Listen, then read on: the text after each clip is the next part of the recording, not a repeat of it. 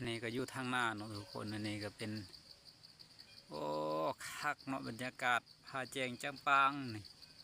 โอ้ทุกคนเลยเบิ่งเวลาว่างๆสิไปสตอนนี้เราก็ขึ้นอยู่เทิงเนาะทุกคนขึ้นเอาพักก็บ่ได้สูงปานใดเนาะประมาณ4 เมตรเนาะจากที่ดินประมาณนั้นแหละสบายดีเนาะสบายดีพี่น้องทุกคนสบายดีท่านผู้ชม FC ทุกท่านผู้กำลังติดตามนะครับส้มเนาะสบายดีมื้อนี้ก็อยู่ป่าคือเก่าทุกคนเลยมื้อนี้ก็ออกไปเลี้ยงควายแล้วก็สิไปซอกหาดอกไม้เนาะทุกคนแล้วก็สิไปเบิ่งดอกไม้ที่บอนเฮาเห็นไว้เนาะมื้อนั้นแต่ว่าบ่ฮู้ว่าเขาเจ้าเอาแล้วหรือบ่เนาะก็จังได้ก็ติดตามมาเบิ่งนำกันมื้อนี้ก็อยู่ป่าเด้อเพราะว่ามักป่าเนาะมักเข้าป่าเข้าดงบรรยากาศแบบนี้ก็เลยเป็นโคกเนาะทุกคนเป็นโคกเบิ่งแล้วนาก็จะแม่นเขาเจ้าเอาแล้วบ่ของเฮานี่เนาะแม่นแท้ทุกคนเอ้ยเจ้าเอาแล้วเนาะแท้จริงกับบอนพกตัวนี้บอนงาตัวนี้เห็นมื้อนั้นคิดว่าสิคอยไปเอาตำลังเนาะแต่ว่าวันนี้เขาเอาแล้วเห็นบ่บอนเปรี้ยวๆเลยว่ามันก็มืดเนาะถึกแสงแดดบนนั้นเขาก็จะเอาเลยโอ้เพิ่นเอาแล้วเด้อ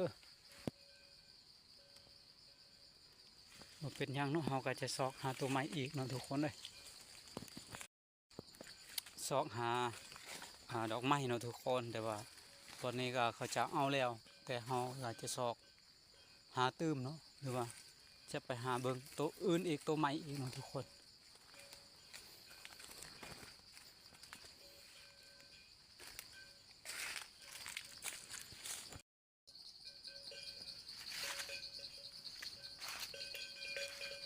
เป็นโคกเนาะทุกคนเป็นโคกเนาะกาโคงประมาณนี้เนาะทุกคนเลยไปซอกหาดอกไม้เนาะดอกไม้แต่ว่าเลี้ยงควายน้ำแต่ว่าบ่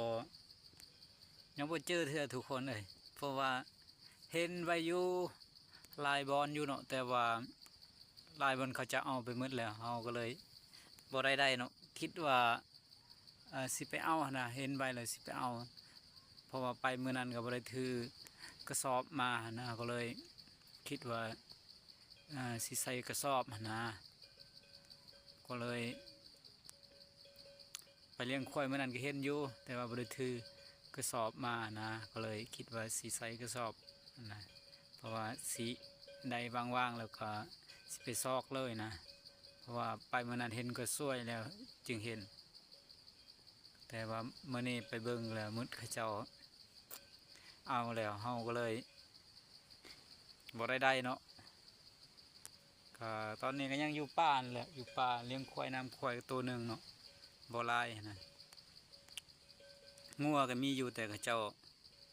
เลี้ยงเนาะให้เขาเจ้าเลี้ยง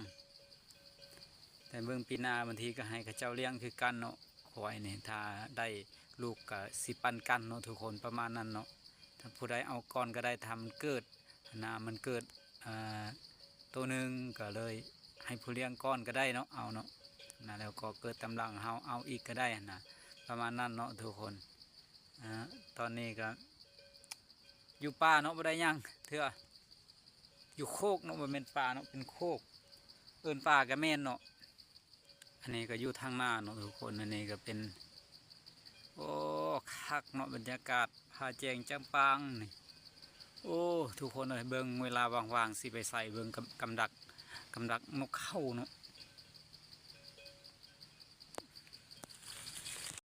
ตอนนี้เราก็เจอแล้วเนาะแต่ว่ามันบ่หลายเนาะทุกคนมันอยู่ในคนปลายมักวานี่เนาะแต่ว่าตัวเราเห็นมื้อนั้นแม่นยาวทางใหญ่เนาะทุกคน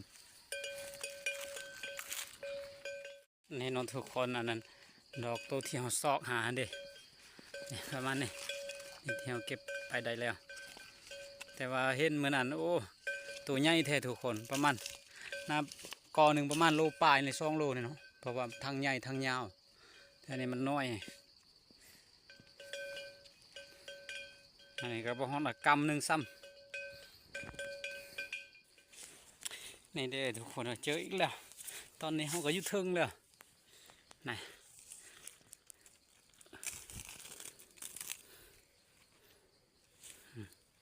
ลำเทียนเขาเนาะในกระสอบเขาก็บ่สูงปานใดประมาณ2 เมตรนี่เนาะจากที่ดิน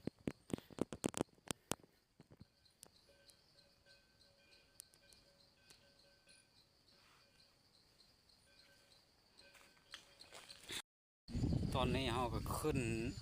อยู่เทิงนู้นทุกคนขึ้นเอาพักก็บ่ได้สูงปานใดเนาะประมาณ4 เมตรเนาะจากที่ดินประมาณนั้นแหละ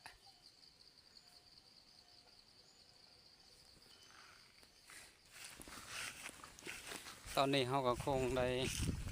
กลับบ้านแล้วเนาะทุกคนเอ้ยขอบใจทุกคนที่ติดตามนะครับชมเนาะก็คลิปนี้ก็จบลงซ้ำนี้เนาะ